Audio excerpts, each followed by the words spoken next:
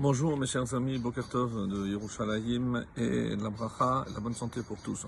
Nous avons la chance ce matin de commencer un nouveau chapitre, le chapitre 26, un chiffre extraordinaire, et où on va voir d'une manière générale des méchalim, des proverbes concernant le ksil.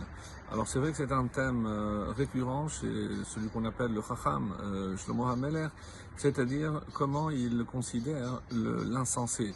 Alors comme son nom l'indique en français, insensé, celui qui ne donne pas un sens à ce qu'il fait ou à son existence, bichlal en général, et ça a une connotation aussi ksil, il inverse sechel. Sechel c'est l'intellect, c'est celui qui n'utilise pas son intellect, c'est-à-dire cette intelligence que Dieu nous a donnée à bon escient. Et malheureusement, donc, on va voir que généralement, ce sont des choses qui se retournent contre lui. Et ce n'est pas quelqu'un qui malheureusement n'a pas des facultés intellectuelles. Il ne s'agit pas de ça, puisque c'est Hachem qui donne ces facultés.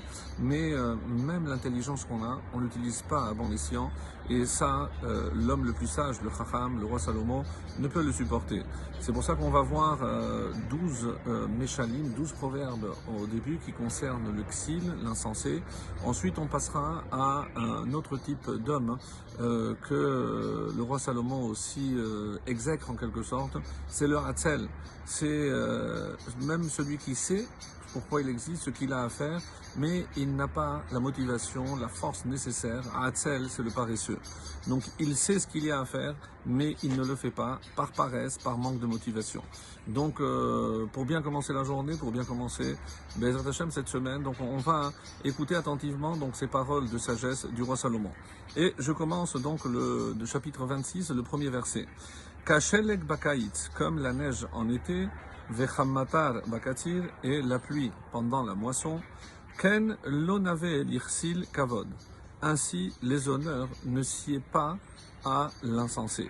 Alors tout le monde comprend que la neige en été, ici en été, c'est sur les fruits qui doivent pousser ou être récoltés en été.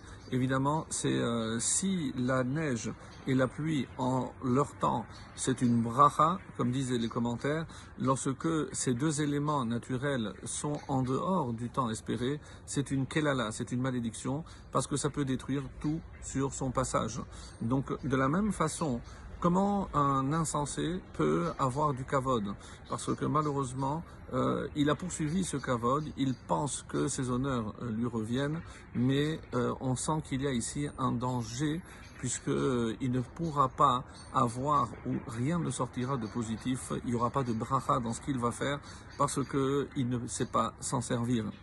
Donc ça c'est par rapport à ce premier machal où on cite littéralement le ksil. Regardez cette forme, comme deux exemples, ken, ainsi, l'onave, et on termine par un nom.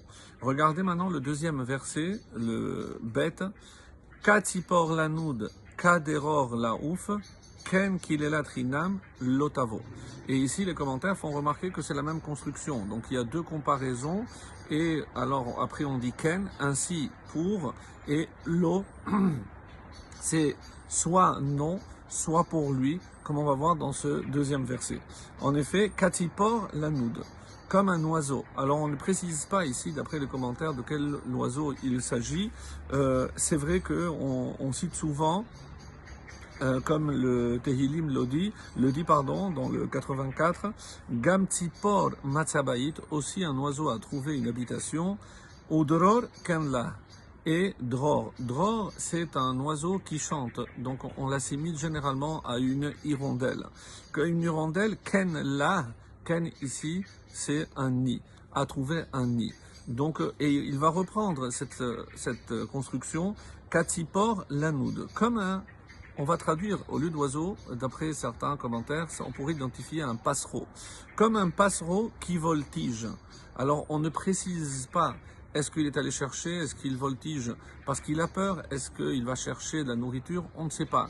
Il tourne en rond. Kaderor laouf, et une hirondelle qui vole. Ken kilelat rinam lotavo. Ainsi, la malédiction rinam, sans motif, et évidemment, puisque même si on ne le cite pas clairement, qui peut maudire ou faire une malédiction sans motif? Un ksil, un insensé. Lotavo, et c'est écrit lotavo. elle ne réussira pas. Donc la malédiction ne finira pas par venir. Et malheureusement, donc il y a un crictive, rappelez-vous qu'on écrit d'une façon, l'eau c'est non, mais l'eau c'est à lui. L'otavo, c'est sur lui qu'elle retombera. Et donc c'est comme ça qu'il faut comprendre, et c'est l'une des raisons d'ailleurs, mes chers amis, pour lesquelles il ne faut jamais souhaiter du mal à quelqu'un, ni maudire, même en pensée, parce que si l'autre a une protection plus forte, c'est comme un boomerang, donc ça rebondit, et ces paroles, ces malédictions que je lui ai souhaitées, l'on nous peuvent revenir sur moi. Donc faire extrêmement attention, avoir toujours un bon œil, souhaiter toujours le bien, et si on souhaite le bien et qu'il revienne, eh ben tant mieux, parce que c'est comme ça qu'on profitera aussi du bonheur et du bien qu'Hachem nous a réservé. Excellente journée à tous.